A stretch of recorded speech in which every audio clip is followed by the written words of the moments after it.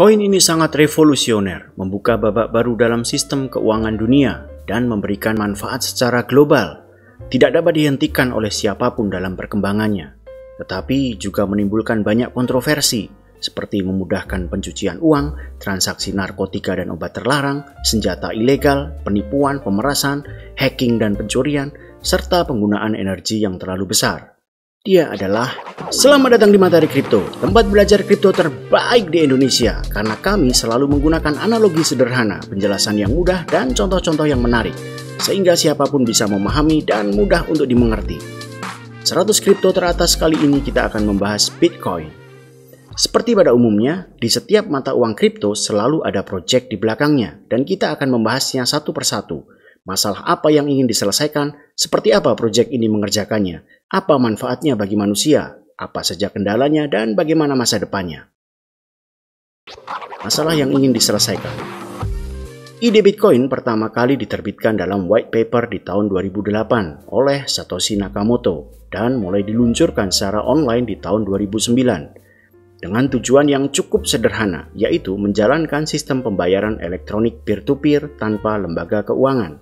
Mesti dipahami, sebelum adanya Bitcoin, kita melakukan transaksi secara elektronik melalui perantara, di antaranya adalah bank atau lembaga keuangan sejenisnya. Jika harus melakukan transaksi antar negara atau benua, proses ini umumnya menjadi lama, mahal, dan tidak tersedia bagi semua orang. Selain itu, adanya perantara seperti bank dalam proses transaksi membuat privasi pengguna menjadi rentan. Kita mesti mempercayai pencatatan transaksi keuangan oleh bank dan juga mempercayai keamanan milik bank. Selain itu, kita harus menyerahkan data diri kepada bank. Inilah yang kita sebut sebagai sistem sentral. Maksudnya adalah siapapun yang ingin melakukan transaksi harus melalui sistem terpusat yang menjadi perantara. Kita diharuskan mempercayai pencatatan transaksi oleh bank, sementara bank mempercayai sistem komputer sentral mereka. Proyek yang akan dikerjakan. Proyek Bitcoin berusaha memecahkan masalah ini dengan mengganti peran sentral bank dengan menggunakan nodes, yaitu komputer-komputer yang terhubung secara online di seluruh dunia. Komputer ini saling terhubung menggunakan algoritma matematis untuk melakukan pencatatan dan verifikasi transaksi Bitcoin, lalu menempatkannya dalam buku besar permanen yang bersifat publik yang dinamakan blockchain. Blockchain ini tersimpan dalam setiap komputer-komputer yang tersebar, berfungsi sebagai catatan universal yang terjaga keamanannya. Siapapun dapat berpartisipasi menjadi node. Semakin banyak pihak yang menjadi node, keamanan dari transaksi ini akan makin terjaga karena tidak ada satu entitas tunggal yang dapat merubah blockchain tanpa persetujuan dari mayoritas node. Kami juga telah membahas tema blockchain ini dalam video sebelumnya sehingga mudah untuk dipahami apa dan bagaimana blockchain bekerja. Setelah menyelesaikan masalah ketergantungan pada sistem sentral dengan menggunakan ribuan node, Bitcoin juga menyelesaikan masalah pada sistem keamanan dan perlindungan data pribadi. Bitcoin menggunakan fungsi hash sebagai solusinya, salah satu teknik kriptografi yang digunakan untuk menyembunyikan pesan agar terlindungi dari segi privasi dan juga keamanan transaksi. Dalam transaksi Bitcoin, nama pengguna akan disamarkan menggunakan identitas pengganti yang berupa deret angka dan huruf acak yang disebut public key, berfungsi sebagai alamat pengirim dan penerima sehingga dapat melindungi identitas dari pengguna Bitcoin. Selain itu, pencatatan transaksi juga diamankan dengan hash. Hal ini ditujukan untuk meningkatkan keamanan dari transaksi. Dan tidak hanya itu, saat semua transaksi dikumpulkan dan disimpan dalam blockchain, juga masih dilindungi dengan fungsi hash yang saling terkait antar bloknya. Banyaknya teknik kriptografi yang digunakan membuat Bitcoin dinamakan sebagai cryptocurrency atau mata uang kripto. Kami akan membahas secara khusus apa fungsi hash dan bagaimana dia bekerja untuk bisa mengamankan keseluruhan sistem pada blockchain dan penggunanya. So, nyalakan loncengnya agar tetap terus dapat mengikuti informasi terbaik dari kami. Manfaat bagi umat manusia. Proyek Bitcoin membawa dampak besar bagi manusia, terutama dalam sistem finansial. Dalam beberapa hal, sistem desentral dari Bitcoin menunjukkan banyak kelebihan dari sistem sentral. Bitcoin efektif dan efisien. Dengan menghilangkan pihak perantara dan sistem sentralnya, pengguna bisa memangkas waktu transaksi dari beberapa hari menjadi beberapa menit. Selain itu, biaya transaksi akan jauh lebih rendah dengan sistem transaksi tanpa perantara. Lebih aman. Dibandingkan dengan sistem keamanan terpusat milik bank, sistem keamanan desentral dengan teknologi blockchain dan ribuan node sebagai validator akan jauh lebih terjamin. Bitcoin terbuka bagi siapapun. Banyak orang tidak memiliki akses perbankan atau dinilai tidak layak oleh bank. Sementara Bitcoin terbuka bagi semua orang, apapun profesi dan latar belakangnya. Privasi terjaga. Selain menggunakan public key sebagai pengganti nama, bertransaksi di Bitcoin juga tidak membutuhkan data pribadi yang lain, seperti kartu identitas, nomor telepon, sampai nama ibu kandung. Bitcoin tidak dapat dihentikan karena jaringan Bitcoin dijalankan oleh ribuan nodes di seluruh dunia. Maka tidak ada satu orang atau sekelompok orang dan lembaga atau entitas pusat, bahkan negara yang dapat menghentikan sistem transaksi, mengganti atau memanipulasi data transaksi yang tersimpan dalam blockchain Bitcoin. Bagaimana kendala dan masa depan Bitcoin? Mari kita bahas.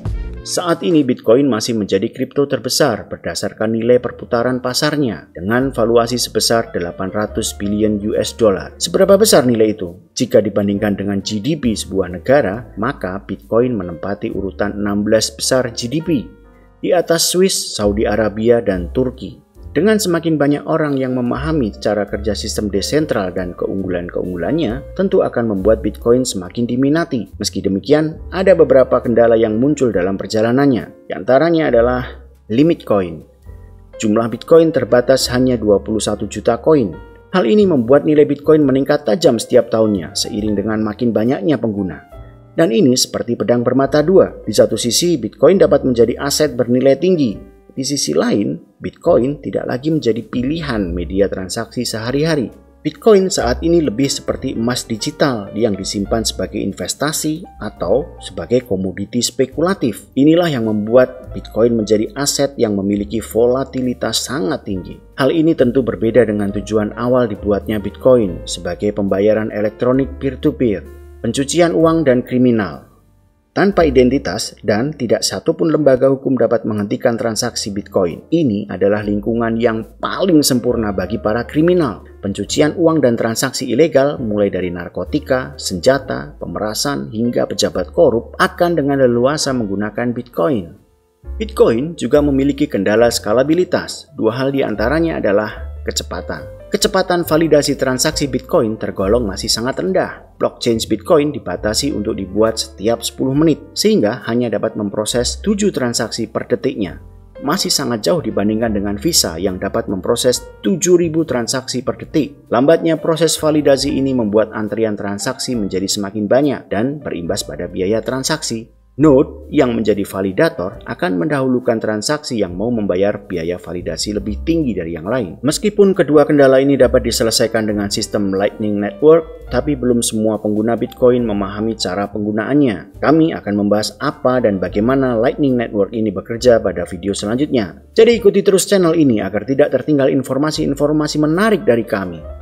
Isu penggunaan energi yang sangat besar. Bitcoin menggunakan konsensus proof of work dalam mengamankan pencatatan transaksi pada blockchain-nya. Kami akan membahas secara lengkap dalam video lain apa dan bagaimana proof of work ini bekerja. Jadi silakan subscribe dan nyalakan loncengnya agar tidak terlambat mengikuti update informasi-informasi menarik seputar kripto. Singkatnya, proof of work adalah sistem di mana setiap node saling berlomba memecahkan kode matematika untuk membuat sebuah blok baru. Semakin banyak node yang berpartisipasi, semakin sulit kode ini dipecahkan. Node yang dapat memecahkan kode ini akan diberikan upah dalam bentuk Bitcoin. Oleh karena itu, setiap node berupaya agar menjadi yang tercepat dalam memecahkan kode dengan cara menambah kekuatan komputasinya. Dan inilah yang membuat energi yang diperlukan untuk membuat sebuah blok pada Bitcoin semakin meningkat setiap waktunya. Aktivitas ini dikenal sebagai mining. Saat ini, energi yang dikonsumsi semua node untuk berlomba dalam Bitcoin mining mencapai 121 terawatt. Dan itu konsumsi listrik yang lebih besar dari negara Swedia atau Argentina. Membuat Bitcoin menjadi salah satu kripto yang tidak ramah lingkungan dalam hal penggunaan energinya. Bagaimana dengan masa depan Bitcoin? Hingga hari ini, Bitcoin masih menjadi kripto paling banyak dicari dan diminati, dan sepertinya tidak akan berkurang dalam waktu dekat. Meskipun memiliki banyak keunggulan dibandingkan dengan sistem sentral, Bitcoin juga masih belum mampu menjadi solusi finansial global seutuhnya. Apapun, Bitcoin diawali dengan tujuan hanya sebagai alternatif transaksi peer-to-peer. Meski demikian, komunitas Bitcoin semakin hari semakin bertambah karena telah terbukti banyak membawa manfaat positif bagi umat manusia. Bitcoin memberi inspirasi dari munculnya inovasi dan proyek-proyek hebat setelahnya. Semua memiliki tujuan menyelesaikan masalah global untuk perubahan yang lebih baik. Sekian ulasan 100 kripto teratas, tapi sebelum itu, disclaimer. Kami bukanlah penasihat finansial, apalagi spiritual bagi Anda dan juga tetangga Anda. Apa yang kami tayangkan di sini ditujukan sebagai edukasi dan sekaligus hiburan yang mungkin bisa membantu Anda dalam menambah informasi di seputar dunia kripto. Harap selalu diingat bahwa di setiap mata uang kripto akan ada proyek yang berkaitan dengan perkembangan dan inovasi teknologi di baliknya. Kenali proyeknya, cari tahu apa manfaatnya, dan bagaimana dampaknya terhadap umat manusia di masa depan. Selalu lakukan riset Anda sendiri dengan teliti, karena itu akan menghindarkan Anda dari penipuan dan kecurangan berkedok kripto. Terima kasih telah menonton. Kami berharap ada manfaat yang bisa diambil dari video ini dan sampai jumpa di video selanjutnya. Bye-bye.